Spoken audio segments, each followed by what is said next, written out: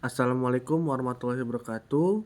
Perkenalkan, nama saya Aisy Surya dengan NIM 122370136, asal program studi Teknik Pertambangan angkatan 2022, asal kelas valuasi tambang RC.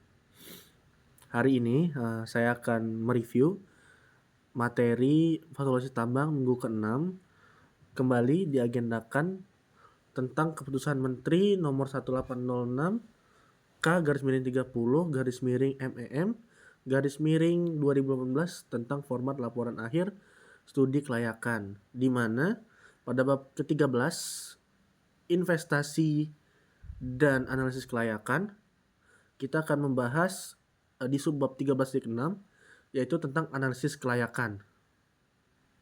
Nah, apa saja sih analisis kelayakan? Adalah analisis yang menentukan apakah hal yang sudah kita susun tuh layak untuk ditambang atau tidak ditambang. Yang harus diperhitungkan yang pertama ialah perhitungan internal rate of return atau IRR.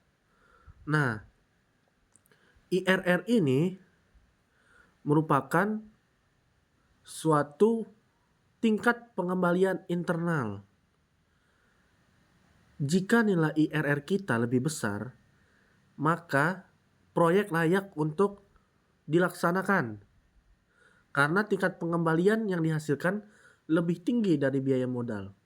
Namun sebaliknya, jika nilai IRR lebih kecil, maka proyek tidak layak untuk dilanjutkan karena tingkat pengembalian yang dihasilkan lebih rendah daripada biaya modal. Sehingga ini menimbulkan kerugian dan ketidaklayakan untuk ditambang. Lalu perhitungan berikutnya ialah net present value. Nah, net present value ini itu mempresentasikan selisih antara nilai sekarang dari arus kas masuk bersih dengan nilai sekarang dan dari nilai investasi awal. Jika nilai NPV kita lebih besar dari 0, maka proyek tersebut tidak layak untuk dilakukan karena menghasilkan kerugian. Jika lebih dari 0, maka itu akan menguntungkan. Ini kita berbicara tentang nilai dan waktu dari proyek tersebut. Nah, berikutnya adalah payback period, yaitu waktu yang dibutuhkan untuk mengembalikan modal kita. Maka semakin cepat kita dapat mengembalikan modal atau investasi, maka itu akan jauh lebih baik dan itu harus dipertimbangkan. Sehingga dari 3 cakupan tersebut kita dapat menentukan apakah analisis kita ini layak untuk dilanjutkan penambangan atau tidak.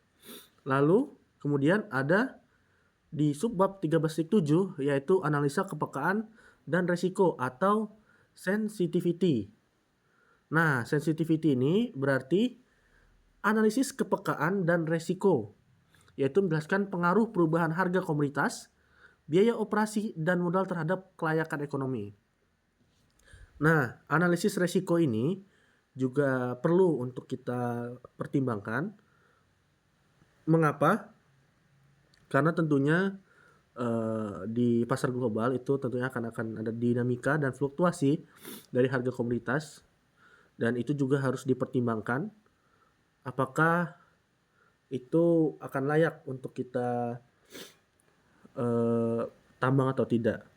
Dan juga terdapat di subbab 13.8 yaitu penerimaan negara, yaitu berupa tabel kontribusi kegiatan pertambangan terhadap pendapatan negara meliputi sektor pajak yaitu PPh 21, PPh 23, PPN, PPh badan, PBB, dan lain-lain.